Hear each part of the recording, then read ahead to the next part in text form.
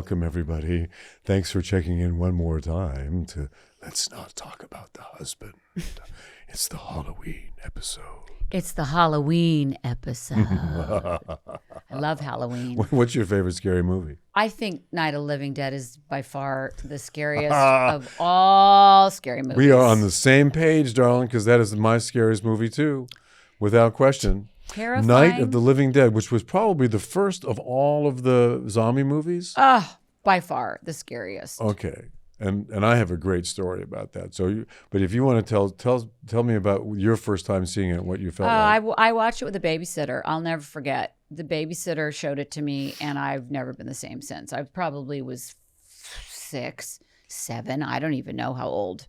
It was terrifying, and to this day, I haven't watched it in a few years, but there's nothing scarier. That's true. So I was living in Berkeley. It was the summer of 1972. And I was the member of a guerrilla theater group in Berkeley called the People of Berkeley Workshops and Improvisational Groups. It was street theater, like total street theater, right? It was called Pobwig. What does that mean, street theater? Street theater, well, in other words, we had no home.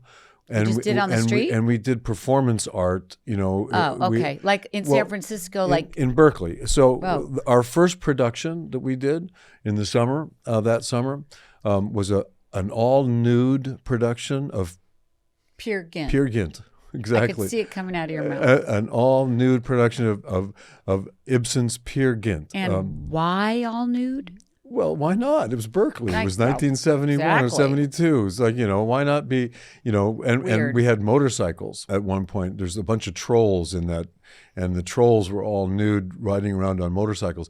And we did it in a church, in the foyer of a big church in Berkeley. And all these old women would come, these dowagers would come because they wanted to see Peer Gynt, because it was this classic Ibsen play. And, they all would leave immediately. There would be nobody in the audience. By the time we got to the troll scene, which is where everyone was naked, nobody in the audience, like zero. I mean, just did it for ourselves. But anyway, that's not why the Night of the Living Dead story is different. So the director came to us. We have a group. There were like 9 or 10 of us in this theater group. He came to us one day and he said, "Listen, okay, this is what we're going to do. This is our big show, okay?" He said, "I want you all to go out tonight and watch Night of the Living Dead at the midnight show at this theater." And that was our assignment. So we all go out and we watch this. I mean, the scariest movie I've ever seen. And I didn't sleep for days. He said, this is like a Wednesday night. We saw the movie. And he said, okay, on Saturday night, we're going to dress up as the ghouls. We're going to dress up as the dead. And we're going to go to butcher shops and we're going to get bones and livers and all kinds of innards, whatever we can find. And we're going to put makeup on to make us look dead. We're going to tear our clothes and put blood coming out of our mouths. And as soon as the doors open at 1:30 in the morning, as the movie finishes, the people are going to come out and we're going to be waiting for them when they come out. That's terrible. I mean, it was, okay, so there's like 10 of us. There's 2 station wagons full of kids, all who are made up to look like we're dead. And in our laps, we have livers and we have, innards and we have bones and anything we got from the butcher shop. And we pulled up outside the theater in the red zone at like 1:15, waiting for the movie to come out. And this cop car came up behind us. And we were in the red zone. And the cop car stopped, put his lights on. The guy gets out and he comes around the car with a flashlight and he's looking inside to see who's in the car. No. And here are all these people sitting there with like innards and bones and shit. blood and stuff like that. And the cops, they didn't know what to do with us because who were these people? So the director got out and he'd taken mescaline. So he was like stoned out of his mind. It's now 1:30 in the morning, and he says to the cops, listen, this is just a street theater. We're not going to hurt anybody. And the cops said, okay, as long as you follow the rules and you cross the street during your green light and you get out of the red zone, you haven't broken any laws. So sure enough, we do this. We get out of the cars, we park, we stand outside, and as soon as the doors open, these people walk out of the theater and they see us. And we're pretending to be the ghouls. It was mayhem. It was a riot. A guy came up to me with his girlfriend. He knocked me out. No. Cold cocked me, knocked me right on the ground. I mean, they went crazy. They went insane. It was like these people came out of this movie theater 100% traumatized. Of course they did. Imagine if you had come out of that movie theater the first time you saw it, and you ran into the girl with the little the little spade, because we had this girl with a little spade.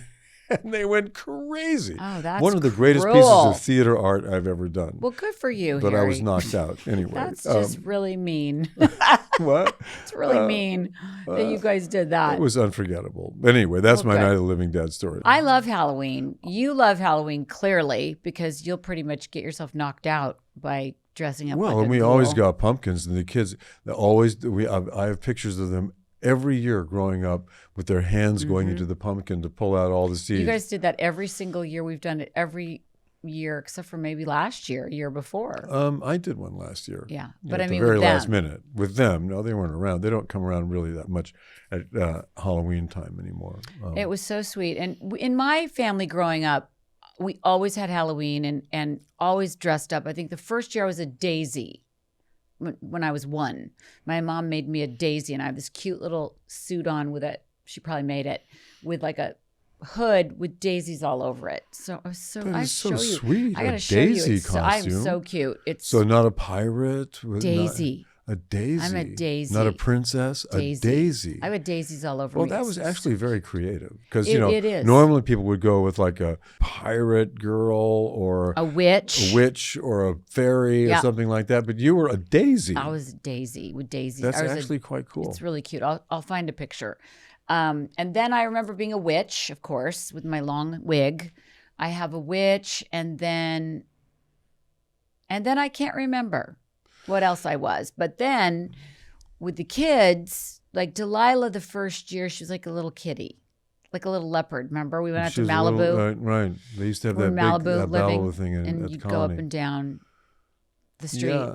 The kids, they always loved Halloween. My birthday is the day before Halloween. That is right. So Halloween was never, it was always a little bit kind of an afterthought. Because I'd always have like a birthday party on that night. Did you ever have like Halloween themed birthdays? Not really, because it's the next day. It's. Well, you could have combined it, but then that's kind of a bummer. That was always a little weird. It was always a little diluted Halloween, because my birthday was the day before. Yeah. Do you have a favorite costume that you have ever? Well, I always loved when we because one of the things Lisa and I do when we're not getting ourselves in trouble doing it is we don't want to go there. Yeah, we don't want to go there. But we really go for it. We do really go for it when we do Halloween and become a character, don't we? We totally go for it. And we try to make it exact. And what we normally do is we find a couple, like a Hollywood couple or something, some famous couple or infamous couple, and we try to recreate them at their most iconic moment. Yeah. And we've been really good at doing that. We did it with Andy Warhol. Yeah, it was great. Edie Sedgwick and Andy Warhol. That was a good one. That was the best Lucy and one. Desi. We did. Do you remember that one? That was a great one. Sonny and Cher. That was a really good one. We used to go to Casamigos Halloween parties, which were they're pretty legendary. Off the charts. Legendary. And Fat Elvis and Priscilla. That's right. Remember you had your Fat Elvis costume with the wig and I was Priscilla? That was good. Here's the thing. I have now gotten to the point where I enjoy watching other people dress up than myself dressing up, because I feel like I dress up daily in my life. I become characters now. I do this, whole fashion thing, and all the things that I do, I feel like that is my Halloween. So when Halloween rolls around, I've already gotten it out of my system, because for the whole year, I've been all these different people. Do you know what I mean? So on Halloween, if you were just Lisa Rinna, that would be your costume. Well, it would work now, because that seems to be what people dress up as a lot of the time. That's true. People dress up as you now. They do. Yeah, that's right. It's so funny and it's so great. And I love it so much. I love to see all the pictures and all the videos that people send me. But as of the last couple of years, they've been dressing up as Lisa Rinna, the M&M. That's become the big moment. Yeah. The M&M kind of has resurfaced. After 15 years, 16 years, it became this thing on TikTok, and now people like to dress up as Lisa Rinna M&M for Halloween, it seems. And Lisa Rinna. So if you're going to dress up as Lisa Rinna as a costume, you have to wear a leopard dress. You have to wear your hair short. So you got to get a wig, maybe some aviator glasses, and have a drink in your hand. It's pretty fucking simple. Yeah. Guys do it. Girls do it. Doesn't matter. Dogs do it. I've had the gamut. Cats have been me. Little kids. Okay, the funniest thing, you put a toddler as me with a wig, leopard, and a drink. Wig. Raquel Welch sells my wig. I don't make money off of it. Is it called the Lisa Rinna? No, but it's my wig. It is. It looks just like my hair. So you go to Raquel Welch, you buy the wig. Easy. You get some leopard, and you get some aviators. Done. Why don't we sell a Lisa Rinna wig? Why don't you sell a wig of you? You know, we've talked about it so many times. I think it would happen. I'm not sure that you make money selling wigs. Otherwise, why wouldn't it have happened? Why wouldn't I have sold wigs? I don't know. I probably could sell the shit out of anybody wigs. Anybody out there buy a Lisa Rinna wig? I'm just curious. I don't know. I know Raquel has one. So if you really want one, you can get one on Raquel Welch's website. Anyway, it's an easy costume. I worked with Raquel. And people are starting to dress as you now also. Like me? If they Why would they dress as me? Well, because they go as a couple. So that's you right. go as me. But how can you be me? Oh, you wear glasses. You wear glasses. Okay, I guess so. You wear those. By the way, glasses. after the cataract surgery, I probably won't have glasses anymore. It'll be the thing of the past. What's that going to be like, I wonder? I don't know. A good friend of mine just this morning said he had cataract surgery on one eye. Said it changed his life, and he's having cataract surgery on another eye on Monday. Well, when are you going to do it? Not until I'm finished filming this season. Well, then when you come back, you do it. I know. Yeah. Clear as a bell. To dress as you for Halloween, you just put on those glasses. Okay. And then you kind of have to make your hair like that, too. Let me think if I have a favorite. I have two favorites.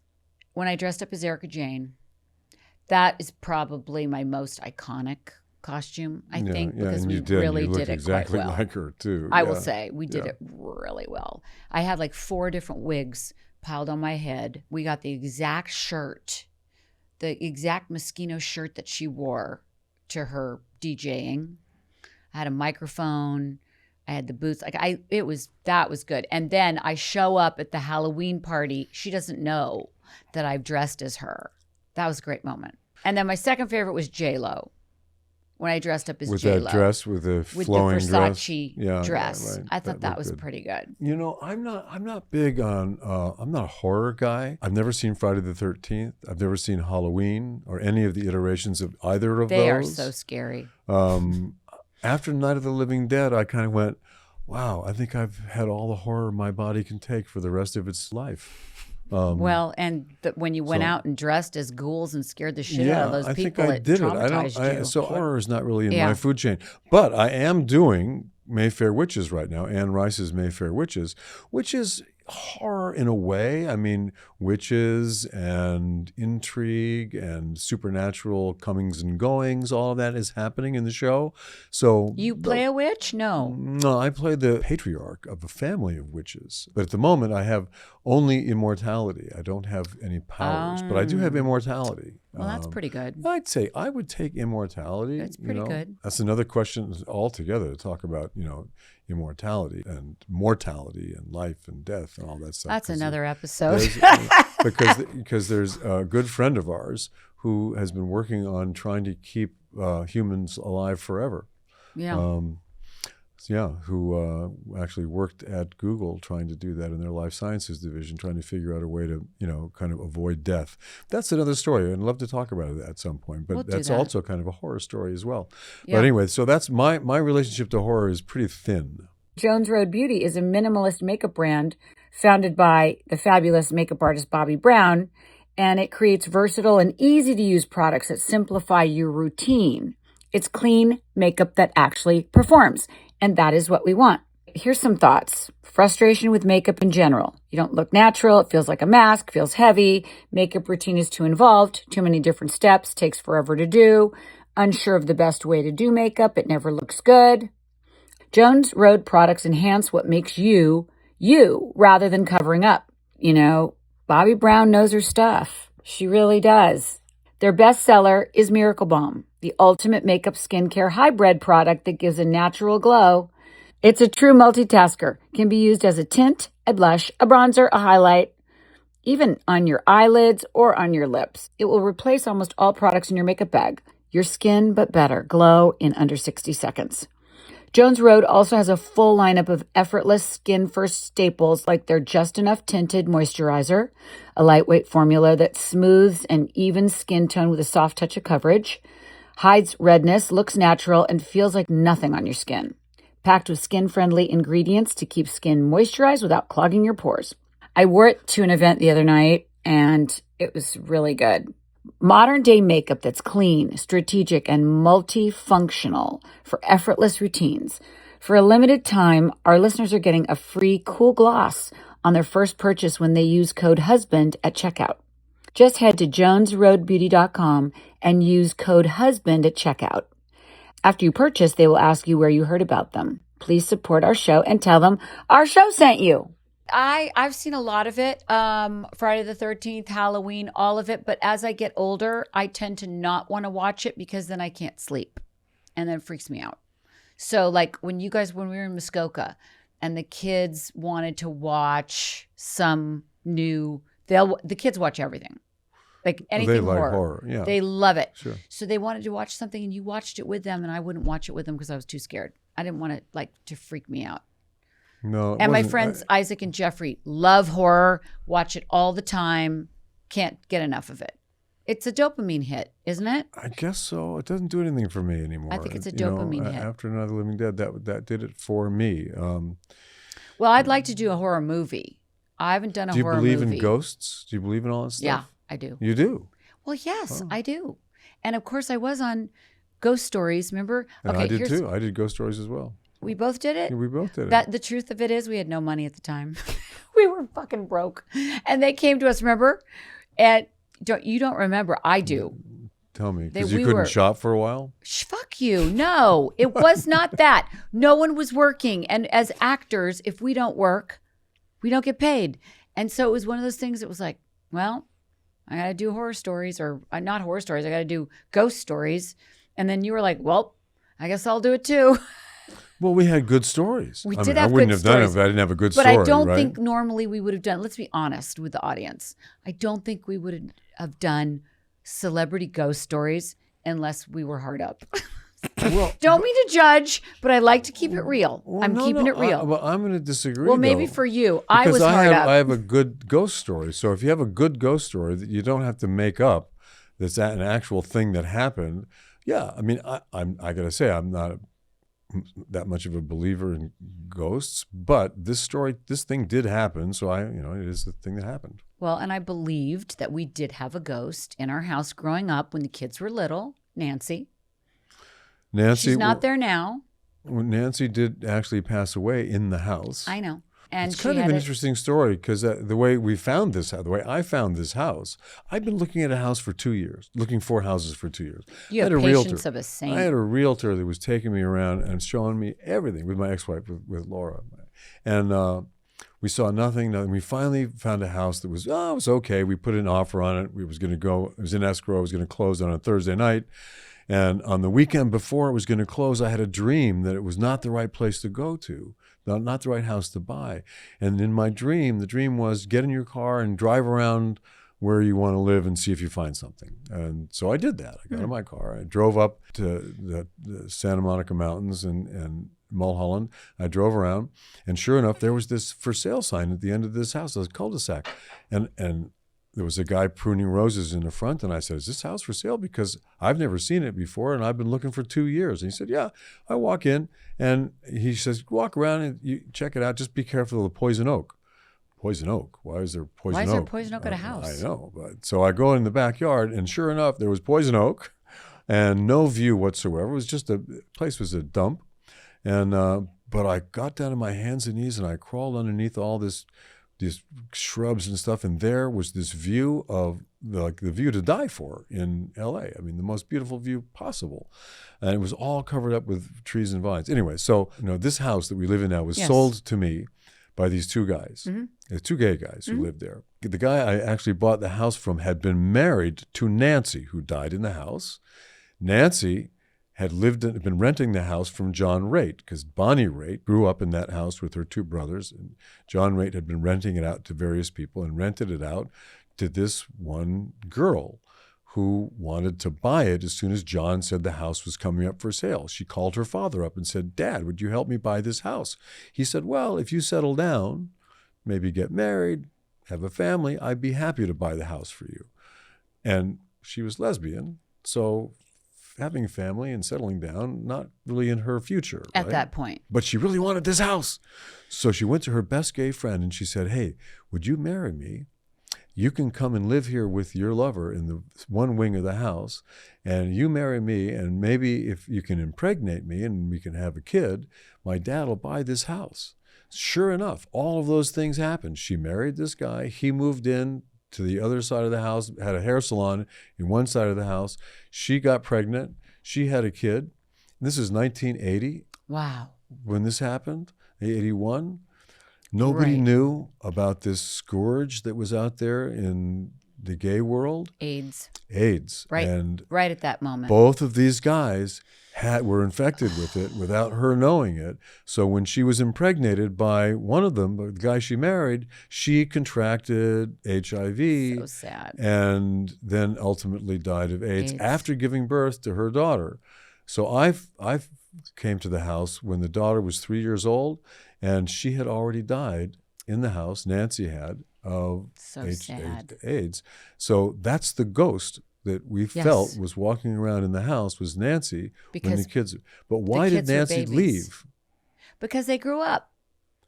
So she was just there to harass the children? No, she was there in the beginning to watch over them and to talk to them, and she wanted to be around her child, I think. And so she was always around. Like, I'll never forget Amelia in her room, in her crib, looking up, like laughing. And it wasn't at her mobile that was going around. It was, Nancy was there in the room with her? Yes. I always thought that. I always thought it. Nancy was there because she loved the kids. And then once they got older, she left.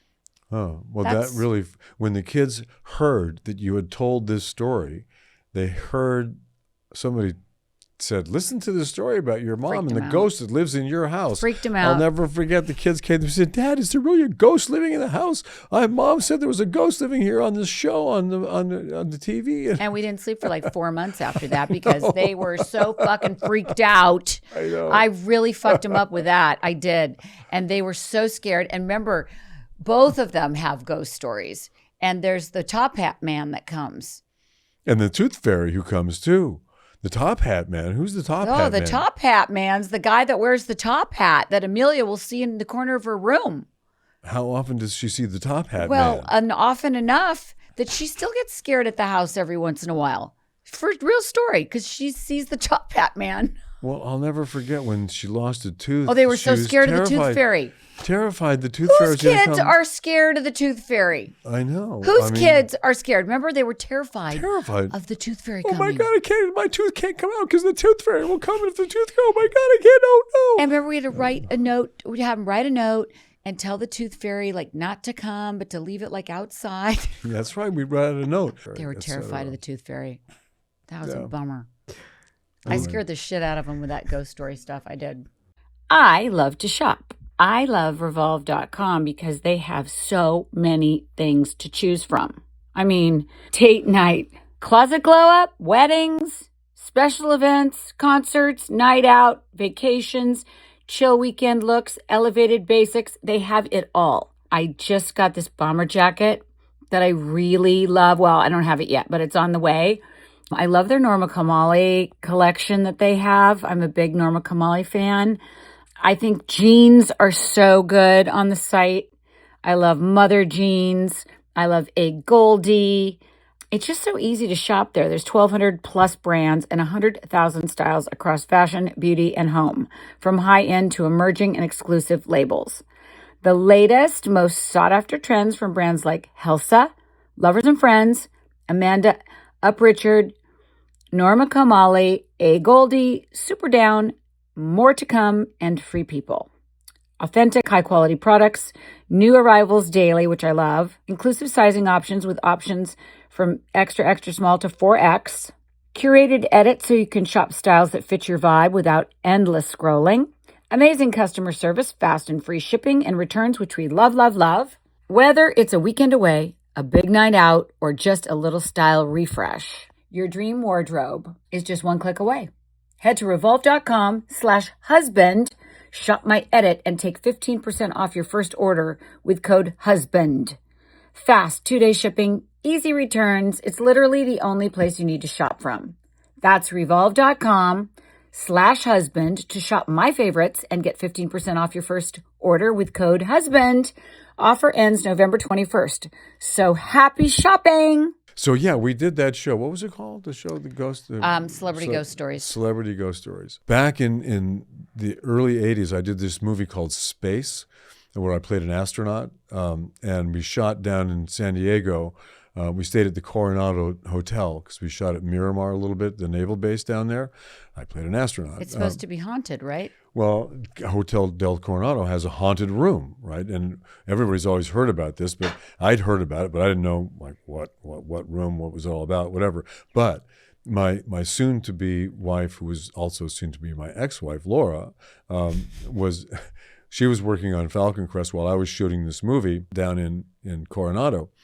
And she was going to come down and visit me for when she had some time off. And I thought, well, this is a perfect time for me to ask her to marry me. And so I had called my jeweler in New York and I had said, please make a ring, an engagement ring. She's coming down here next week. And on Thursday night, I have rented a room in the hotel and I've hired some violinists to play some pachelbel. And I'm going to ask my fiance to marry me.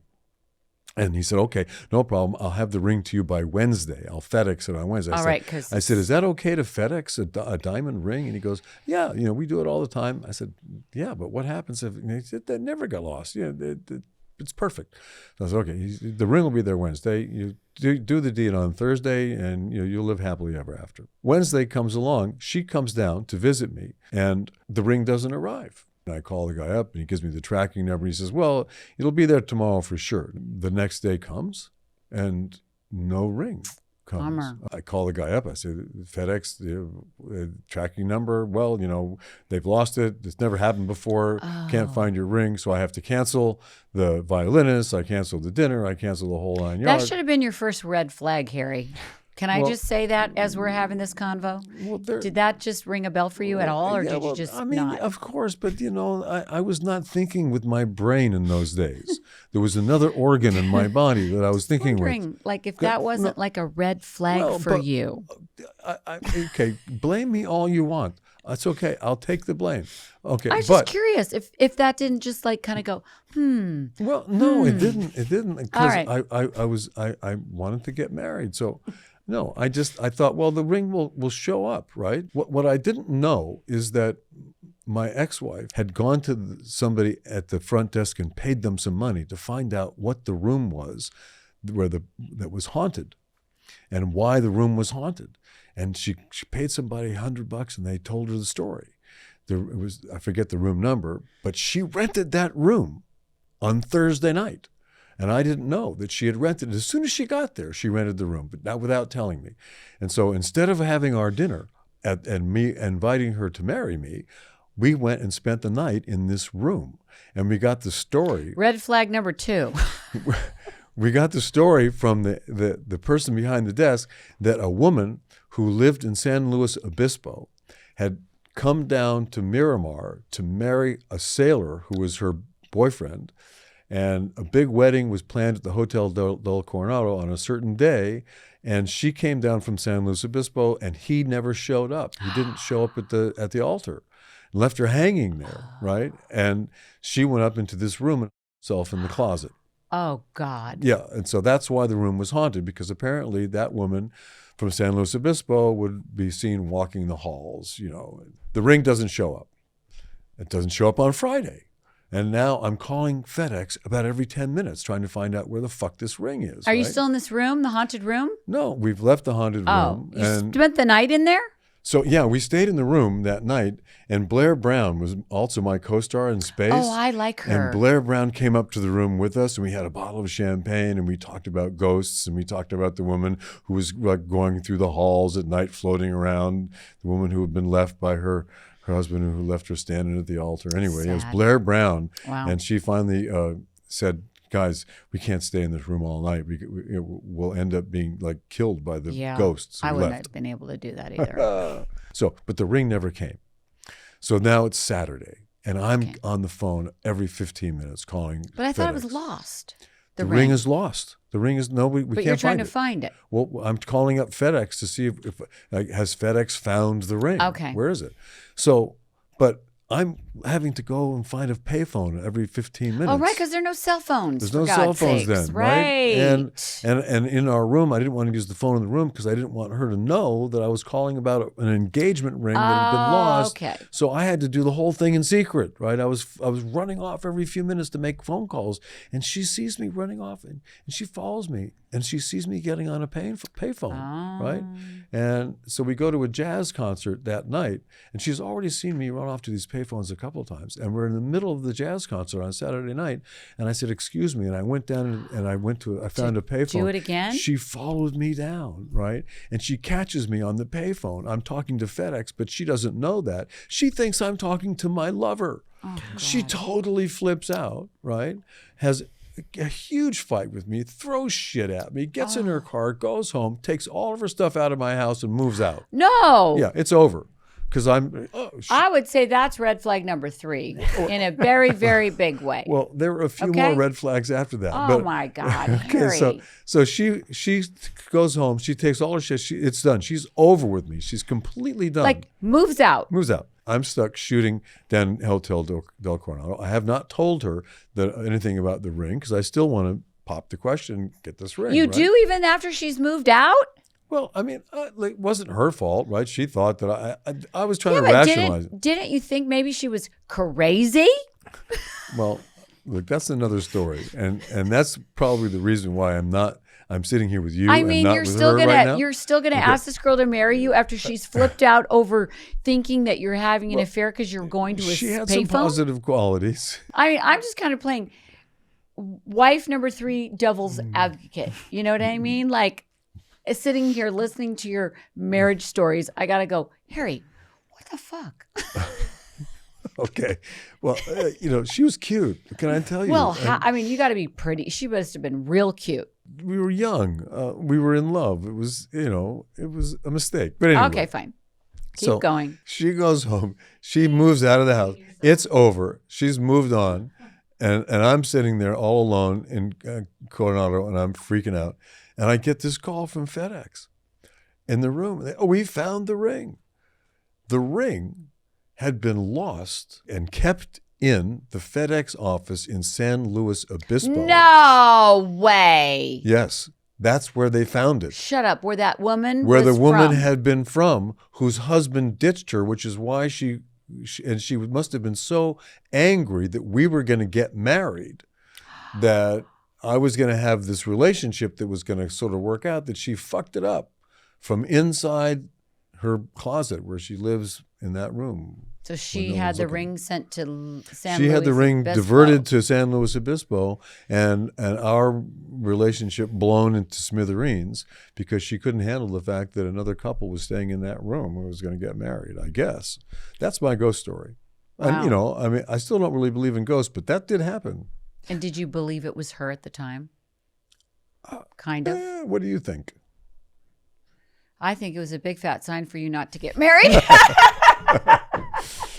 Well, if I may say. Yeah, but it all led to you. I mean, Well, that's all the true. mistakes that I've made led to you, and so here we are, and I get to take you home It's at true. night. Everything happens And for a last reason. night you were sleeping so soundly, looking, and you were so beautiful Was while you I? were sleeping. I just looked at you for a while. My God, did you really? I did. Yeah, I did. That's kind of creepy, but sweet at the same time. Well, no. You were like watching me sleep. Well, I couldn't go to sleep, and you were so peaceful and serene. I You were slept sleeping so like a baby last well night. last night. so- I don't know what it was. It was like 9 o'clock. I was out. I know. Cold. I finally went out at about 3:30. I know you're having sleep problems. If anyone out there, okay, I'm going to put it out there. If anyone is a sleep expert, we got to have a sleep expert come on here. Harry needs a sleep expert. We need somebody who deals in sleep only.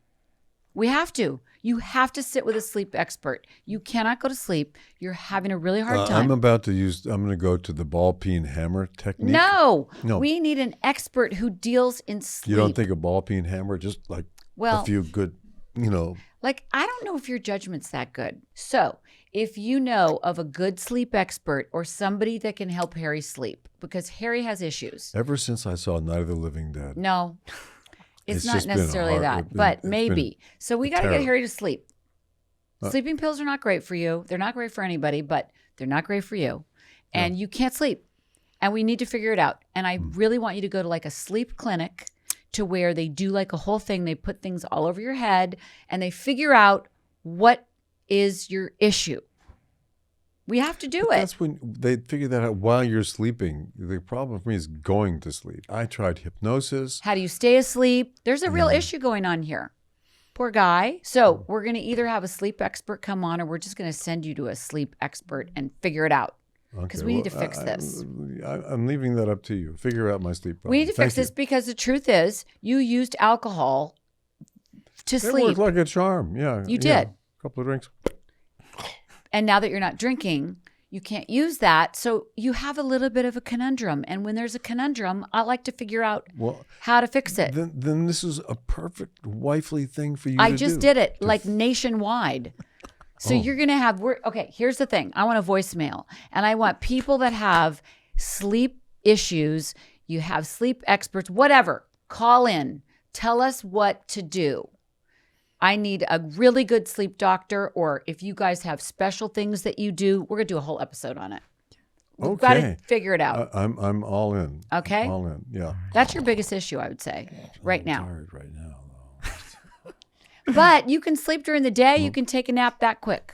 So something terrifies you at night where you're like, and you get into your head. And once you're in your head, like, oh my God, I'm not going to go to sleep. Then you psych yourself out. The same thing happened to our daughter. I know, recently.